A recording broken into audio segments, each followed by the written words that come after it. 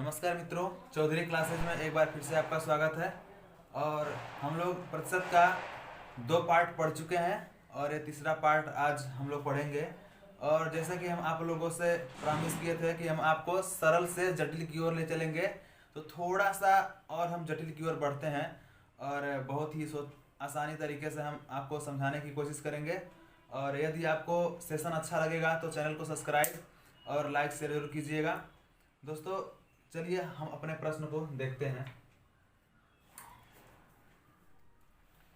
आइए हम अपना सवाल देखते हैं कि प्रश्न क्या कह रहा है। प्रश्न को थोड़ा सा हम ध्यानपूर्वक पढ़ेंगे ताकि हल करने में थोड़ा आसानी हो।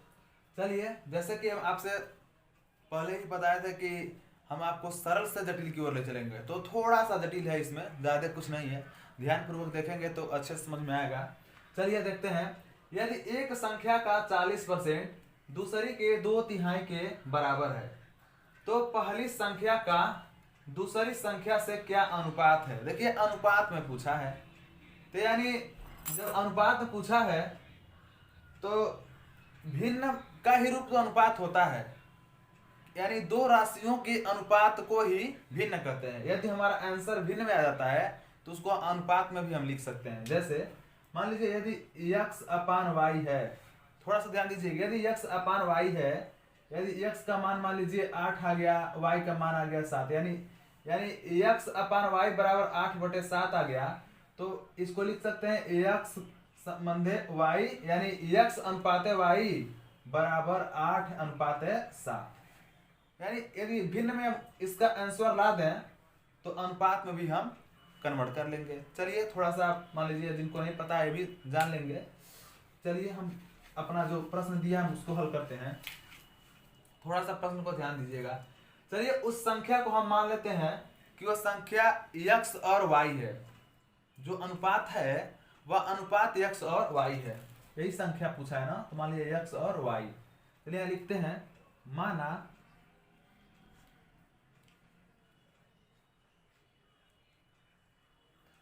वह संख्या बराबर x y।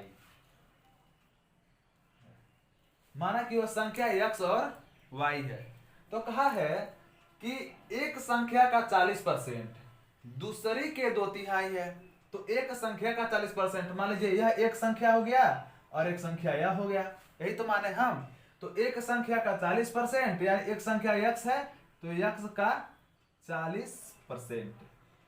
यही ना कहा है मित्रों कि एक संख्या का 40%, तो एक संख्या का 40% दूसरी के 2/3, 2/3 मतलब 2/3, यानी 2 में से 3 हिस्सा, नहीं मतलब 3 पूरा कितना है, 3 है, 3 में से 2 हिस्सा, यानी 2/3।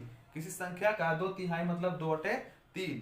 ठीक है, 3/4 का था तो 3/4 ऐसा किया जाता है। तो चलिए, अब यहाँ पर दूसरी संख्या का y है तो यहाँ हो जाएगा y। अब इस प्रश्न को थोड़ा सा हम आगे बढ़ाते हैं। ये देखिए, ये हो जाएगा 40x। जब 40 में x का गुणा कराएंगे तो हो जाएगा 40x बटे है 100, फिर बराबर है ये हो जाएगा 2y, यहाँ बटे है 3। अब हम इसको हल करते हैं। तो हल करने 1 0 से 1 0 कट गया और 2 दूना 4 और 2 5 हो गया 10। थोड़ा सा ध्यान दीजिएगा। अब देखिए, यहाँ बचा है 2 और यहाँ बचा है x, यानी ऊपर बचा है 2 और x, नीचे बचा है क्या 5, बराबर यहाँ दिया है 2y और नीचे है 3। ठीक है, अब देखिए इसको हम आगे बढ़ाते हैं। यदि x और y को एक तरफ कर लिया जाए, यानी जो चर पद है एक तरफ कर लिया जाए और जो अचर पद है उसको एक तरफ कर दिया जाए।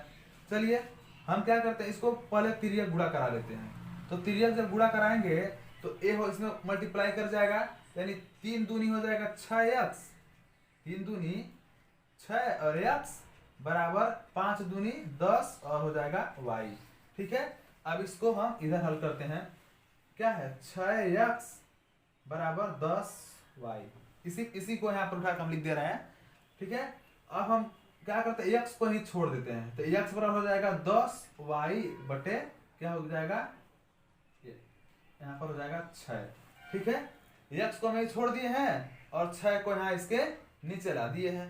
ठीक, अब देखिए फिर हम आगे बढ़ाते हैं इसको। इसके नीचे मान लीजिए एक है, किसी भी संख्या के नीचे एक तो होता है ना। अब हम क्या करेंगे, इसको आगे बढ़ाने के लिए लिखेंगे x, और देखिए यहाँ पर y है, गुणे में है, यहाँ पर गुणे में था तो नीचे भाग में चला गया है, और यहाँ भी गुणा है तो यहाँ नीचे आएगा इसके तो भाग में हो जाएगा। तो ये हो जाएगा x बटे वाई, वाई को देखिए इसके नीचे ला रहे हैं तो x बटे वाई बराबर हो जाएगा।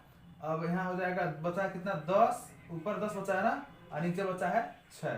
चलिए अब इसको हम हल करते हैं। 2 पचे 10 और 2 तिहाई 6। अब थोड़ा सा ध्यान दीजिएगा, जो x का मान था वो आ गया है 5 और जो y का मान है वो आ गया है 3। यही तो संख्या माने थे, पहली संख्या x है और दूसरी संख्या y है। तो क्या आ गया, वो जब अनुपात में ही पूछा था यही था ना, x और y, यानी x और y यही तो हम माने थे। तो आ गया हमारा x का मान आ गया 5 और y का मान आ गया 3, यानी उत्तर हो जाएगा 5:3। उम्मीद है दोस्तों आपको यह प्रश्न अच्छे से समझ में आया होगा। यदि कहीं प्रश्न यदि नहीं समझ में आया है तो कमेंट में पूछिए और मैं उसको बताने का प्रयास करूंगा। चलिए हम देखते हैं अपना अगला प्रश्न।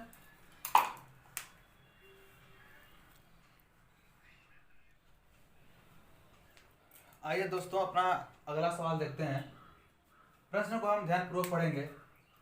यदि एक संख्या का 35% उस संख्या के 50% से 12 कम है तो वह संख्या क्या है। देखिए इस प्रश्न को थोड़ा सा हम ध्यान से देखेंगे, थोड़ा सा कंफ्यूजिंग वाला है। कह रहा है कि कोई संख्या है, उस संख्या का 35% और जो संख्या है उसी संख्या का 50% से 12 कम है। यानी ये जो 50% स्वाभाविक रूप से ज्यादा होगा किससे, 35% से, तभी तो 35% कम है किससे, 50% के जो मान से। तो चलिए उस संख्या को हम मान लेते हैं कुछ। देखिए हम हर सवाल में प्रतिशत के लगभग ज्यादातर सवाल में हम यक्स मान के लगाए हैं। तो X Y Z A B C D यानी चर पद को हम इसलिए मान लेते हैं कि यदि उसका मान यदि निकल गया तो वही उसका आंसर हो जाएगा। कितने लोग एक्स वाई जेड देखकर घबरा जाते हैं कि ये कहाँ से आ गया एक्स वाई जेड, ये सब ए बी सी। तो देखिए ये सब घबराने की बात नहीं है, बहुत ही आसान तरीका है किसी चीज को मान करके लगाने के लिए। ठीक है, चलिए हम सवाल को लगाते हैं। चलिए मानते हैं,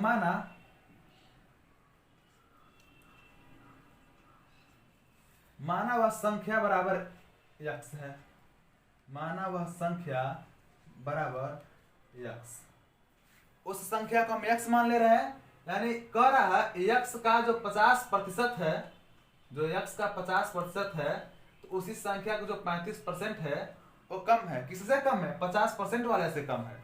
कितना कम है, 12।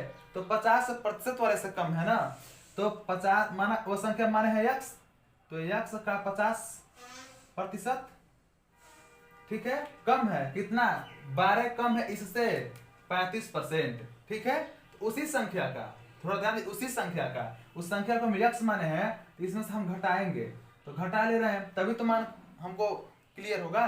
तो घटाएंगे तो ये हो जाएगा यक्स का 35%। ठीक है, यक्स का 35%। थोड़ा ध्यान दीजिएगा प्रश्न को। और कह रहा है कि 12 कम है, बराबर कितना हो गया, 12। देखिए प्रश्न के अनुसार यही कहा है, प्रश्नानुसार। ठीक है, अब थोड़ा ध्यान दीजिए, इसको हल कीजिए। अब देखिए 50 एक कम 50, 50 दूनी 100, यानी ऊपर x बच गया और नीचे 2 बच गया। अब इस प्रकार इसको हल कर दीजिए तो हो जाएगा 5 7 35, अब 5 दूनी 10, एक 0 बच रहा है तो 0, यानी ऊपर 7x बटे 20 बराबर 12। इसको अगले लाइन में लिख लेते हैं, क्लियर हो जाएगा। चलिए x एक कम x बटे 2 माइनस x और 7 मल्टीप्लाई करेंगे तो हो जाएगा 7x और यहाँ हो जाएगा बटे ये कितना है 20 बराबर 12। देखिए अब थोड़ा सा ध्यान दीजिए, यहाँ हमें जरूरत पड़ेगा भिन्नों का जोड़ घटाना।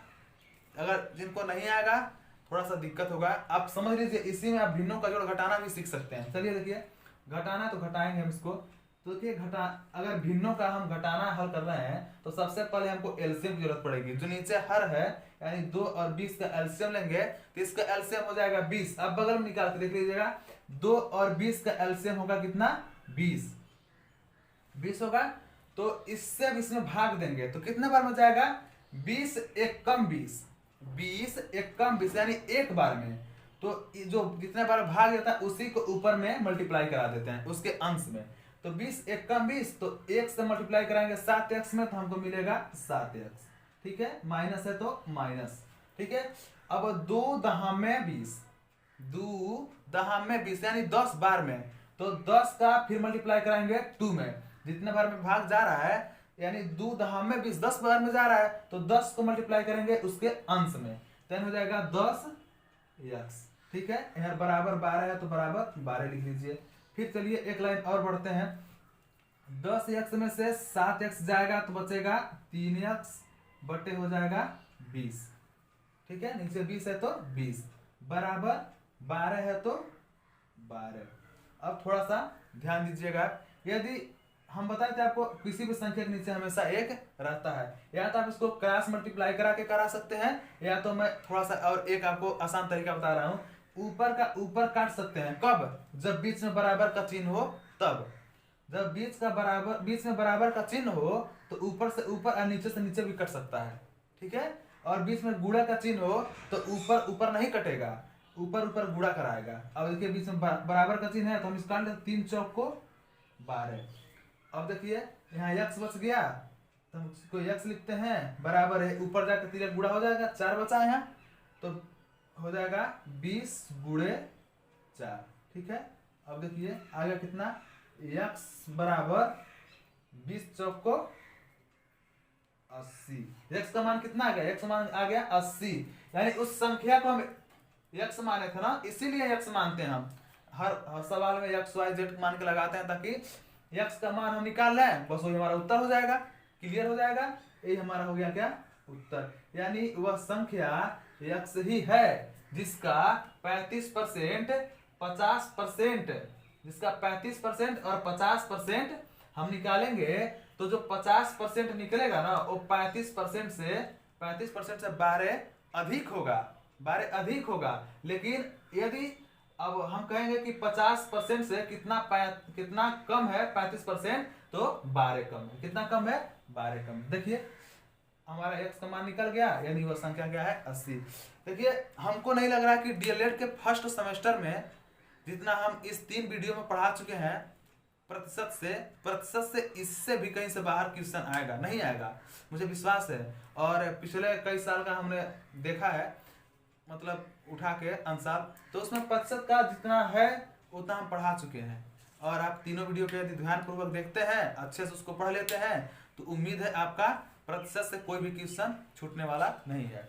चलिए फिलहाल हम देखते हैं अपना अगला क्वेश्चन।